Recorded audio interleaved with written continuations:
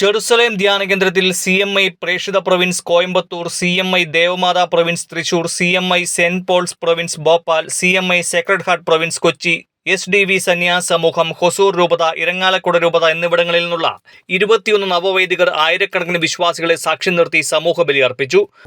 വലിയ ആഗ്രഹത്തോടെ പ്രതീക്ഷയോടുകൂടെ ഞങ്ങൾ ആരംഭിക്കുന്ന ഈ പൗരോഹിത്യ യാത്രയിൽ വലിയ കൃപയും പ്രാർത്ഥനയുമായി നിങ്ങളുടെ നിയോഗങ്ങൾ കൂടി ഏറ്റെടുത്തുകൊണ്ട് എല്ലാ വൈദികർക്കും നൽകപ്പെട്ടിരിക്കുന്ന പ്രത്യേക കൃപയനുസരിച്ച് മാർപ്പാപ്പയ്ക്കെടുത്ത ആശീർവാദം ഞങ്ങൾ നൽകുന്നു.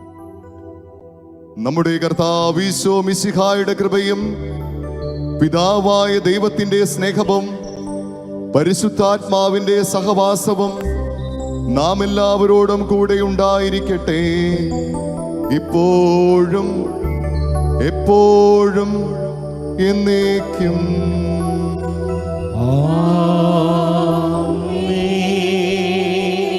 ഫാദർ നിഖിൽ തച്ചുപറമ്പിൽ CMI മുഖ്യ കാർമ്മികത്വം വഹിക്കുകയും ഫാദർ റിജോൺ കൊക്കാലി CMI വചന സന്ദേശം നൽകുകയും ചെയ്തു.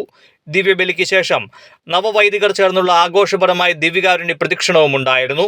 ഫാദർ സിജോ തയ്യാലക്കൽ ഈ ദിവ്യകാരുണ്യ പ്രദക്ഷിണത്തിന് നേതൃത്വം നൽകി.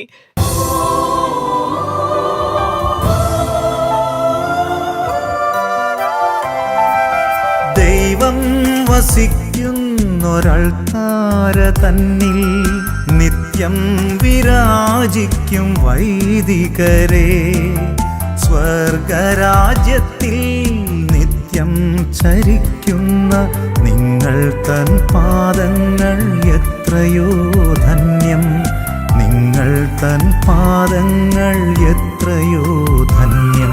കൃപയൊഴുകും പദവി, അനുപമമാം പദവി, ഒരു ബലിയായി തൻ ജന്മം പകരുന്നൊരു സരണി. അമേയ സ്നേഹത്തിൻ വിളിയാണത്, അഗാധ ത്യാഗത്തിൻ വഴിയാണത്.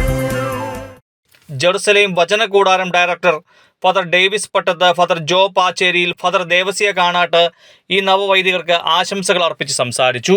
കുരിശടയാളം വഴിയായി നാം സംരക്ഷിതരായി തീരട്ടെ, മുദ്രിതരായി ഭവിക്കട്ടെ, ഇപ്പോഴും എപ്പോഴും എന്നേക്കും.